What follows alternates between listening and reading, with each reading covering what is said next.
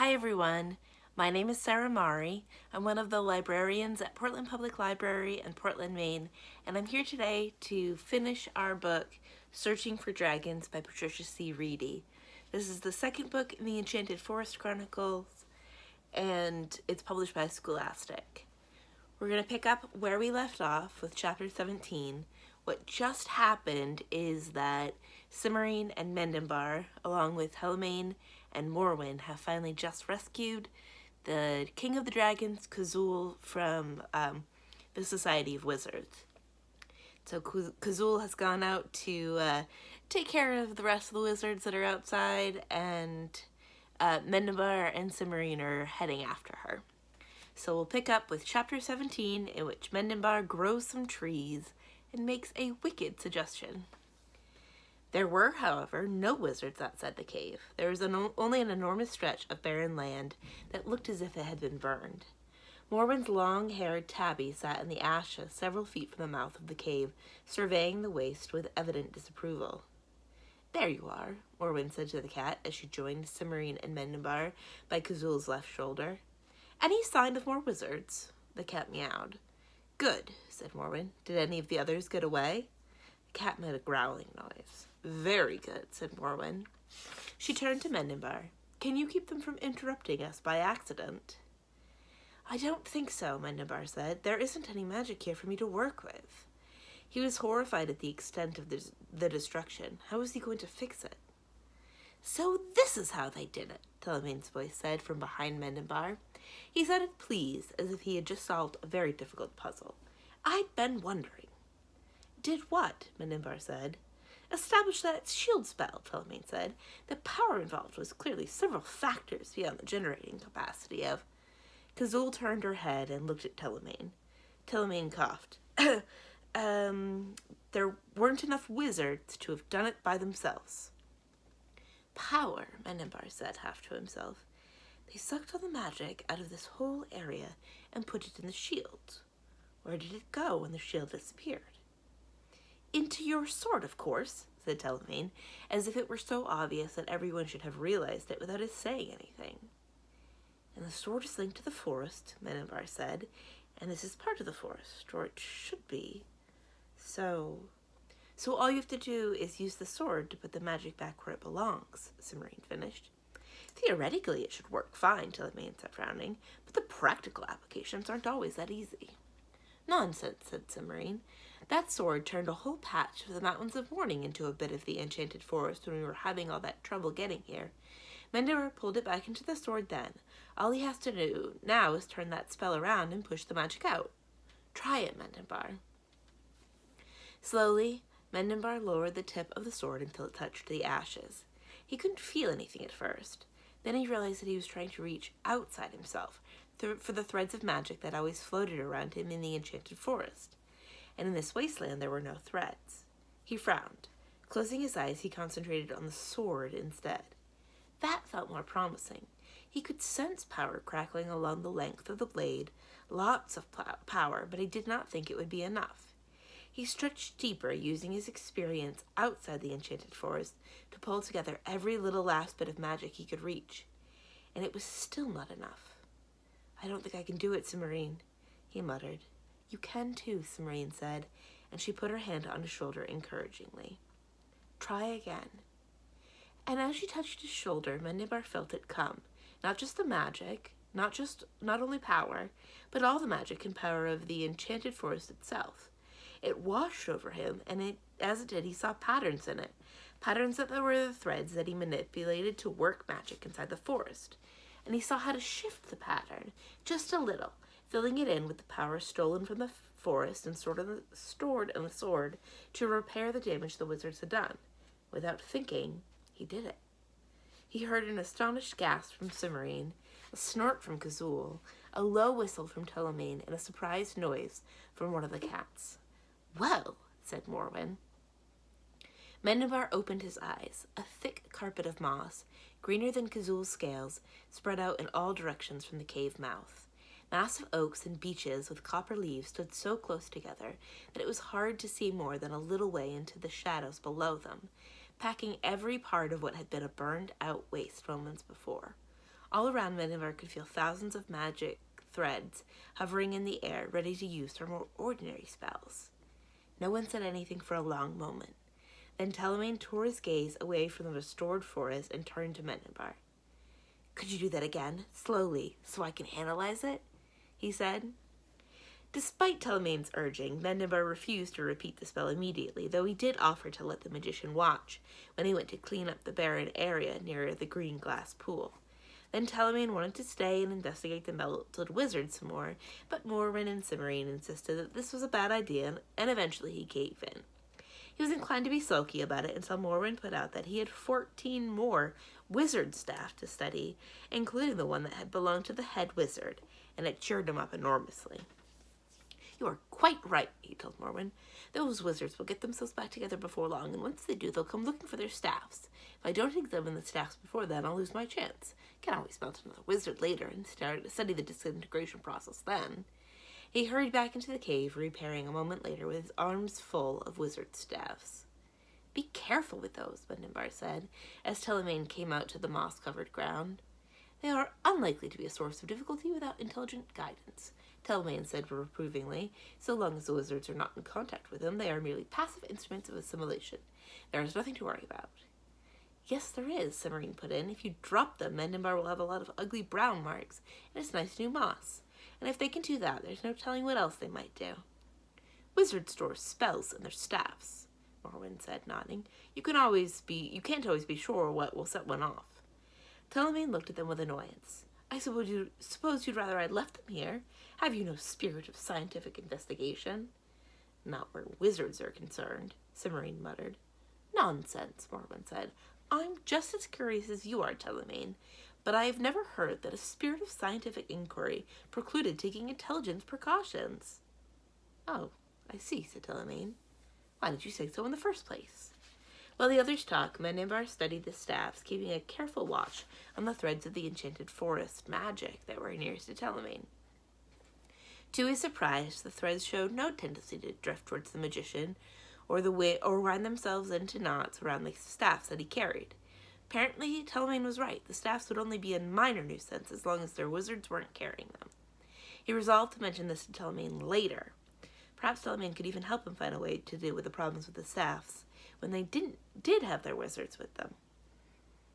A minute later, when Kazul was satisfied that there were no wizards left in the area, Miniver took them back to the castle with a quick spell. He was relieved that the wizard staffs caused no trouble, and pleased to discover that transporting a dragon was no harder than transporting anything else. They materialized in the castle courtyard, just inside the moat. Willin, who had apparently been watching for their arrival, came hurrying out to meet them.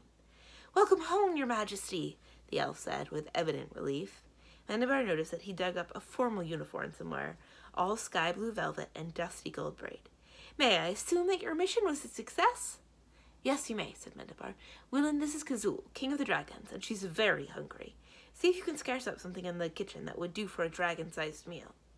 "At once, your majesty," Willin said, bowing. "And may I congratulate you and your companions on your greatest achievement and welcome King Kazul to the Enchanted Forest." "The welcome I'm interested in is dinner," Kazul said with a smile that showed all her teeth. Willin backed away hastily. Of course. I'll see about it immediately." "I'd better come with you," Cimmerian said. "I've been Kazul's chief cook for over a year, and I know what she likes." The two of them left, heading for the other side of the castle, with Kazul trailing hopefully behind them. Miniver wasn't sure whether to be disappointed or relieved. He wanted very much to talk to Cimmerian, but he wasn't sure how to tell her what he wanted to say, and anyway, they certainly couldn't discuss the things that he wanted to talk about with all these people around. "Miniver, have you got somewhere that I could work on these without being disturbed?" Telemaine asked, nodding at the load of wizard staffs that he was carrying. "I wouldn't mind examining them myself," Morwen said.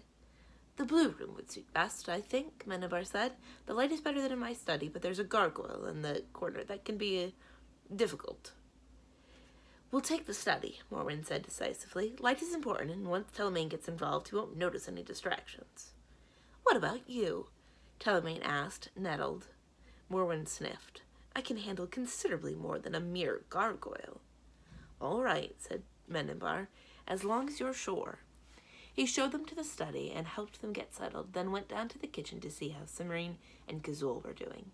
He found Kazul in the rear courtyard eating an enormous kettle of stew that had been intended to be supper for the entire castle. Cimarine was in the kitchen, her arms covered in flour to the elbows, rolling out pie crust and giving orders to the cook. Mendabar stayed long enough to make sure the cook would do whatever Cimarine told him to, and then Cimarine chased him away, saying that it was difficult enough to cook in a strange kitchen, without people hovering over her. "You don't have to cook anything," Mendabar told her. "I do if we want any dinner," Cimarine retorted. "Kazul is already eating everything that was ready for tonight, and she is going to want more when she's finished. Your people aren't really prepared to cope with a visiting dragon." "We've never had one before."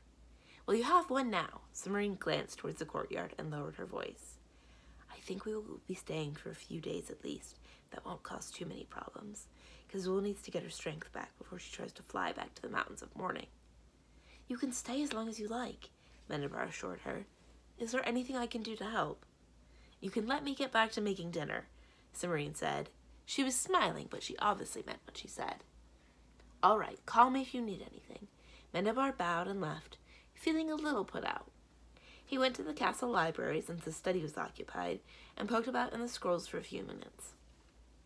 Then he decided to check on Prince Rupert and his nephew. He found the middle-aged prince quickly enough, but he had to send someone to retrieve the young crown prince from the dungeon. "Did you enjoy your stay?" Mendabar asked when Crown Prince Drolium arrived at last. "It was all right," Drolium said. He looked rumpled and vaguely dissatisfied. "But there weren't any rats. I thought there would be rats. And there wasn't a rat, either." "Drolium," Prince Rupert said sharply, "it is not polite to complain about things like that. Where are your manners?" "I don't understand," Drolium said, frowning. "If there were rats in a rack, I'd be expected to object, wouldn't I? So why can't I complain when they aren't there?"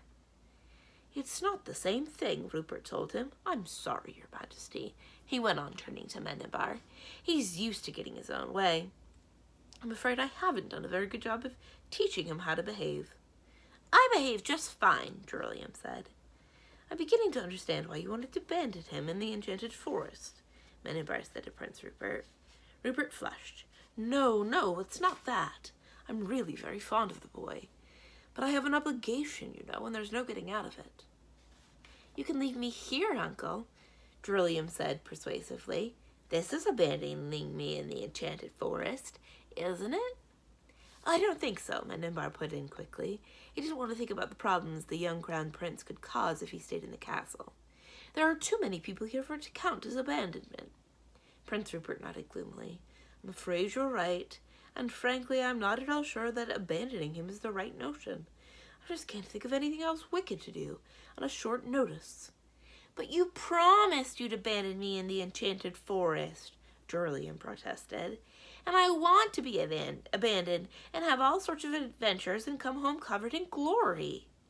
"You're a bit young for that," Mendabar commented, studying the crown prince. He smiled suddenly as an idea came to him. "What you need is some proper training." "There isn't time," Drolium said smugly. "Uncle has to do something wicked to me right away." "Ah, but that's just the point," Mendabar said. He turned to Prince Rupert, ignoring Drolium's sudden wary expression. "Abandoning Crown Prince Drolium won't do you any good because he wants to be abandoned. Letting him have his own way isn't terribly wicked, even if it isn't good for him." "I'm afraid you're right," Rupert said. "But Uncle, on the other hand," Mendabar went on, disregarding Drolium's interjection, "if you promised you'd abandon him, breaking that promise would certainly be wicked. And if you sent him off to a private school for princes—" "I don't want to go to school." "Oh, my." Prince Rupert looked from Mendabar to Drolium, who now looked thoroughly alarmed, and back. "I see what you're getting at. If he hates the idea, then it probably is wicked, even if it is good for him. And there's breaking the promise, too." "And you wouldn't have to tell anyone at home what you'd done with him," Mendabar said. "You could just rule the country as if you really had abandoned him here in the forest, and no one would know. Surely misleading all those people would be wicked enough for your society." "I think you're right," Prince Rupert said, smiling for the first time since Mendabar had met him. I really think you're right. His face fell suddenly. But how am I going to find a good school before sunset tomorrow?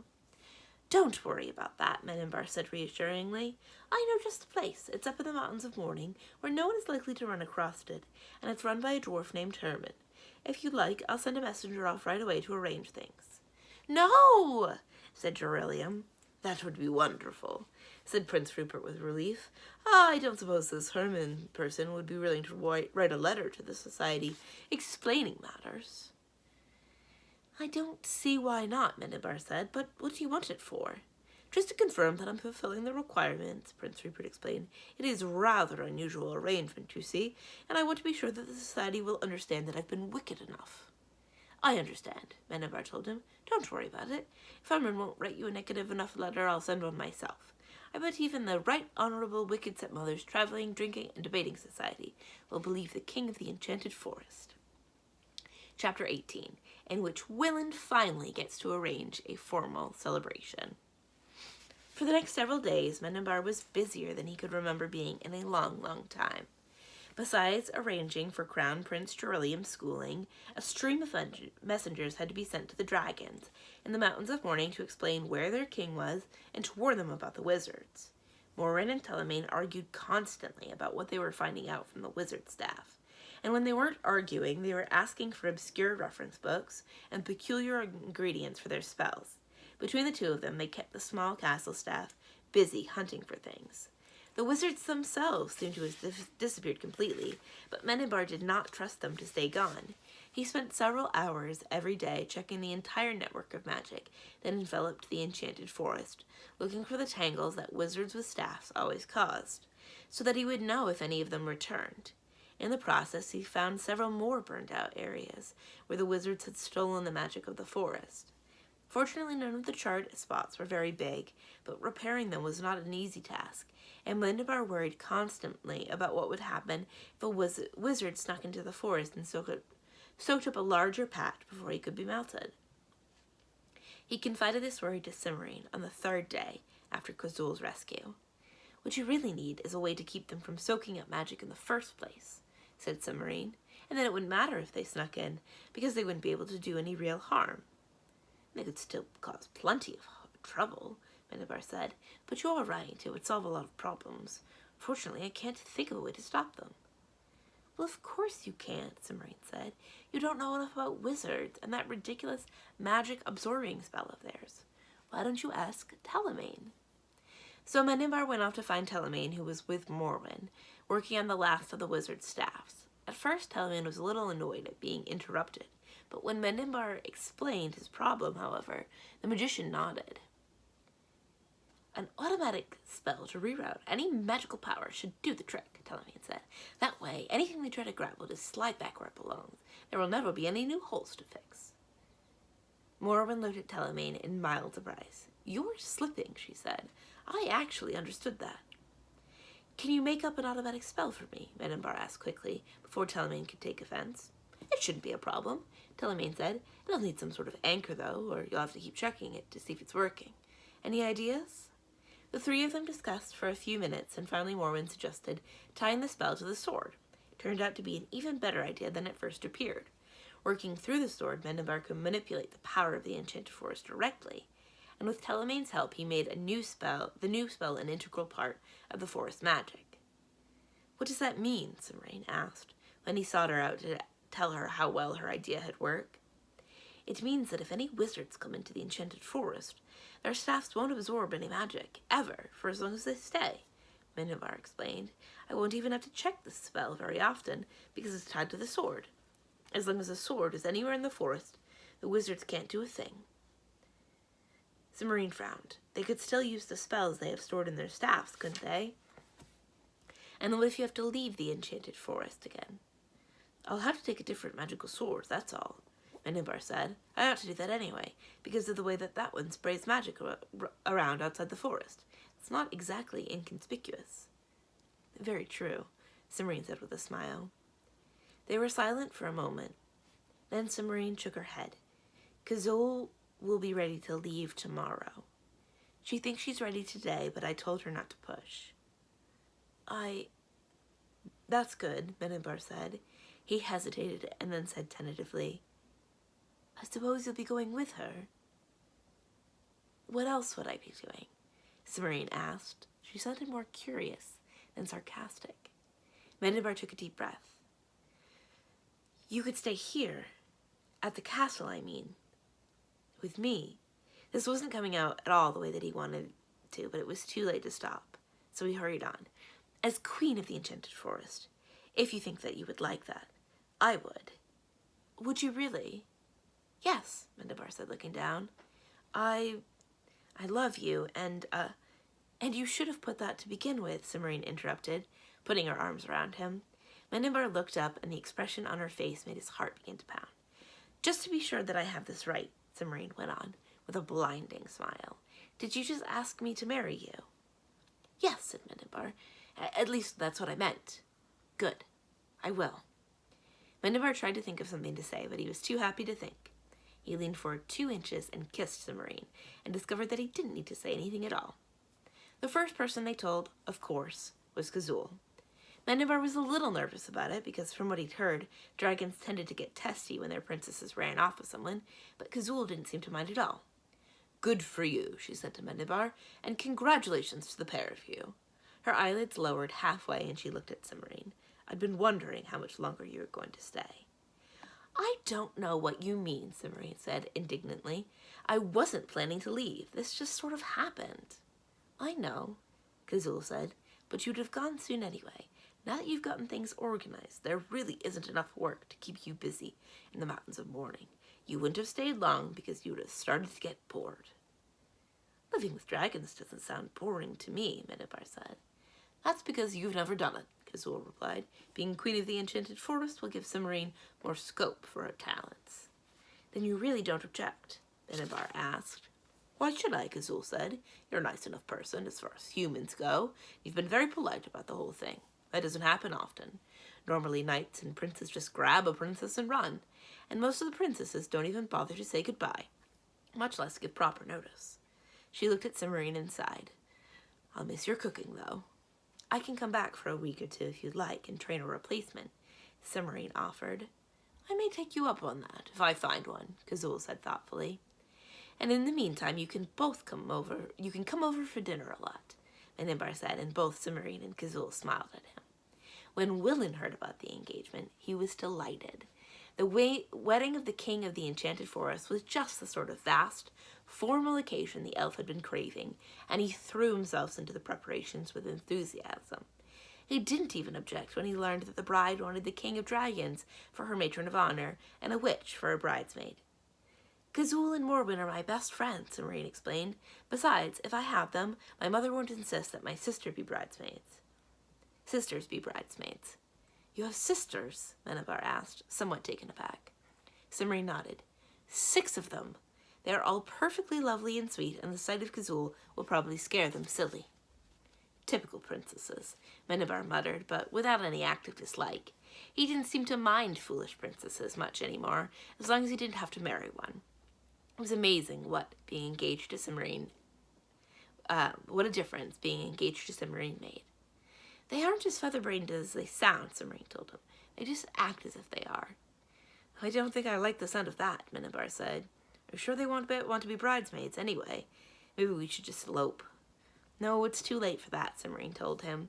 Don't worry about it, though. It will work out fine. If you say so, Minibar said, but he was not really convinced. The note Cimmerian's mother sent to acknowledge the engagement only increased Minibar's misgivings. I am delighted to hear that you are going to be properly settled at last, Cimmerian dear, ran the note. I am enclosing a list of relatives and family friends who ought to certainly be included in your wedding plans, however unconventional those may be. Your father wishes to know which half of the kingdom your betrothed would prefer, as he is anxious to get the paperwork out of the way as soon as possible. Half the kingdom? Minibar asked cautiously. Cimmerian looked more than a little put out. It's the usual reward for rescuing a princess from a dragon. I hoped they'd forgotten about it, but I should have known better. Mother would never do anything so incorrect. Well, I don't want it. 1 kingdom is more than enough for me. Then you'd better write them immediately and tell them so. Cimorine advised. Otherwise, I'll have all the forms and documents and records written out, signed by 20 noble witnesses, and sealed by every member of Father's court, and you'll never be able to get rid of it. I'll see to it at once. Good. Cimorine picked up the long list of names that had been enclosed to the note. I'll take this to Willen so someone can start addressing the invitations. Do we have to invite all of them? We might as well, Cimorine said. We're asking everyone else, and most of them are family. I think it would be easier to elope, Mendembar said. The guest list was enormous. Almost all the dragons were coming, and so were a great many of their princesses, past and present. After some initial misgivings, Cimorine's entire family decided to attend, including all 6 of her sisters and their husbands, her 14 nieces and nephew, her parents, 3 of her aunts, 2 uncles, 17 cousins, and her fairy godmother. Queen Alexandra was also coming, along with all 12 of her daughters. Mendembar couldn't help feeling a little nervous about that, out of habit. And the kings and queens and princes and grand dukes who lived around the edges of the enchanted forest had to all be invited. So had most of the odd and unusual people who were living inside the forest itself. Even the ogres and trolls had agreed to behave themselves if they were allowed to be present. In fact, the only people who hadn't been invited were the wizards. This wedding will be the best and most prestigious event in years, Willen said happily as the acceptances poured in. It's certainly going to be the biggest, Mendembar said, gazing at the stacks of paper in mild amazement. Where are we going to put them all?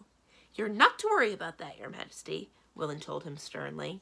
It's my job to oversee the preparations, and that includes arranging an appropriate place to hold the ceremony and the reception afterwards. I really think it would have been easier to elope, Mendembar grumbled. In the end, they decided to hold the wedding in the Fireflower Meadow. The gargoyle in Mendembar's study complained about the decision longly and loudly because he would obviously be unable to attend. But the meadow was the only open area in the enchanted forest that would be large enough for the enormous crowd of guests. I bet you think that makes it all right, the gargoyle told Mendembar and Cimorine several days before the wedding. Just because you want to have hundreds and hundreds of people at your wedding, I'm supposed to smile and say, I don't mind being left out. Well, it isn't right, and I won't do it. I wouldn't expect you to smile about anything, Mendembar muttered. Cimorine studied the gargoyle thoughtfully. If you're that eager to come, I suppose we could take the molding in that corner apart and find someone to bring you down to the field to watch, she offered. The gargoyle looked down in alarm. Take me apart? Oh, no, you don't. I'm not stupid. I know what would happen. Even if you managed to get me out of here without damaging me, you'd forget to put me back afterwards, and I'd spend centuries in a storeroom in the back. Dust and drywall. Well, then I'm afraid that I can't. All I can do is stop in before I leave for the ceremony, Cimorine said. Let's tell him he can fix up a spell on one of the windows so you can watch from here. I don't want the magician messing around in anything in my... Wait a minute. Did you say you'd stop in? You mean here? In this room? That's what she said, Mendembar told it. I wasn't talking to you, the gargoyle said. Looking back at Cimorine, it went on. You mean you come and see me before the wedding? That's right, Cimorine said, nodding. Right before? All dressed up and everything? Of course, Cimorine promised. Hot dog, said the gargoyle. Oh, I'll take it. Oh, boy, I can hardly wait. This is going to be even better than going to the wedding. Is it? Mendembar suspiciously. Why? Because I'll get her to see her all dolled up before you do. That's why, the gargoyle answered smugly. Everyone knows the groom doesn't see the bride on the wedding day until the ceremony. Just going to stop in here first. Oh, boy. Oh, boy. Mendembar looked at Cimorine. He's right, you know, Cimorine said apologetically, and I have promised. He's never going to let me forget this, Mendembar muttered, and left to talk to Telemane about setting up the Fireflower Meadow for the wedding. Despite Willen's determination to handle the wedding plans himself, there were a number of things that only Mendembar could do. Among the most important was making sure that the Fireflower Meadow and the area around it stayed firmly in one spot on the day of the wedding so that all of the guests could find it. This was not an easy thing to arrange. Even with Telemane's help, it took Mendembar several days' worth of work before he was positive that no one would miss the wedding because of a shift in the forest.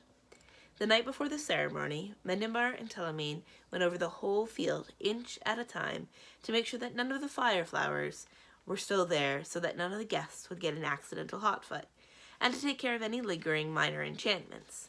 They found 2 princesses who had been turned into pinks, a frog prince, and a hedgehog that had once been someone's groom. All of them were grateful to be disenchanted and very happy to be invited to the wedding. The day of the wedding dawned bright and clear. Telemene had spent most of the previous week making sure that it would, while explaining to anyone who would listen that weather magic worked best if one set it up over a long period of time, which was what made it so difficult. The guests started arriving early, and Mendembar was kept busy greeting them all. A large corner of the field had been roped off as a landing place for the dragons, and for most of the morning the sky was full of flashing green wings. Ballamore and Doblin, who had come to the previous evening to make sure that their cauldron of plenty would have enough time to produce a proper wedding dinner for so many guests, directed traffic as they were the only ones large enough for the dragons to see clearly from a distance among the growing crowd. Jack was early too. He parked his wagon in the corner of the field and did brisk business, selling 7-league boots, cloaks of invisibility, and magic rings, along with wrapping paper and tape, to those who had forgotten to bring wedding presents. Nearby, all 9 of Morwen's cats prowled on, around, and under, and through the stacks of gifts that covered the 6 long benches that had been set out to hold them. Whenever someone brought a new package to lay on the benches, 3 of the cats would converge on him, purring loudly, while the others kept watchful eyes on the rest of the presents. Slowly, the meadow filled up. Everyone was in a good mood, everyone was on their best behavior, and everyone was trying to be helpful. Even Simarine's family seemed to be having a good time. Her father was deep in conversation with Doblin, discussing ways of discouraging marauding giants. Several of her sisters were comparing notes with the dragon's ex-princesses, while her mother helped Queen Alexandra and her daughters, who did not seem nearly as awful as Mendembar remembered, set bowls of punch and trays of sandwiches on a table on the far end of the meadow for people to nibble on until dinner was served. Herman and his flock of children, including Crown Prince Jerillium, arrived and brought several bags of walnuts from Jack to feed the squirrels. Jerillium was delighted to discover that the squirrels would give him advice about quests. He went through 3 bags of nuts before the ceremony began and had to be almost dragged to his seat when the time came. His uncle, Prince Rupert, showed up at the last minute wearing a black cloak and an enormous fake mustache. He looked very wicked and thoroughly pleased with themselves. Finally, everyone was there and everyone was ready, and it was time. Resplendent in deep green velvet, milk-white satin, and his best crown, Mendembar waited nervously while the musicians, a talented group of gold-winged shadow music elves, began the wedding march. Willen, who had at first argued, but not very hard, that he was not a proper person to be a groomsman because he was Mendembar's steward, came down the long open aisle with Morwen, who was wearing her best black robe. Following them came Kazul, the matron of honor, and Telemene, Mendembar's best man. Then came Simarine, and Mendembar forgot about everyone else. Instead of her usual crown of black braids, Simarine had let her hair hang loose, in shining waves down her back. She wore a wreath of fire flowers, specially enchanted to burn without being hot or setting anything ablaze. From the wreath hung a veil of silver lace. Her bouquet was of fire flowers too, and her dress was shimmering snow silk trimmed with silver. She was stunningly beautiful. The ceremony went by in a blur, but Mendembar was pretty sure that he hadn't made any mistakes, because suddenly he was kissing Simarine, and everyone was cheering. He felt like cheering himself, except for that he would have had to stop kissing Simarine. A finger poked him surreptitiously. With considerable reluctance, Mendembar broke away from Simarine and turned. "Enough," Mendembar said in a voice so low. Telemene said in a voice so low Mendembar could hardly hear over the cheering. "Now it's time for the party." Mendembar looked at Simarine, who gave him a wry smile, as if to say she didn't think it was enough either, but there was nothing that they could do about it now. He looked back at Telemene. "I knew we should have eloped," he said. Simarine laughed and shook her head at him.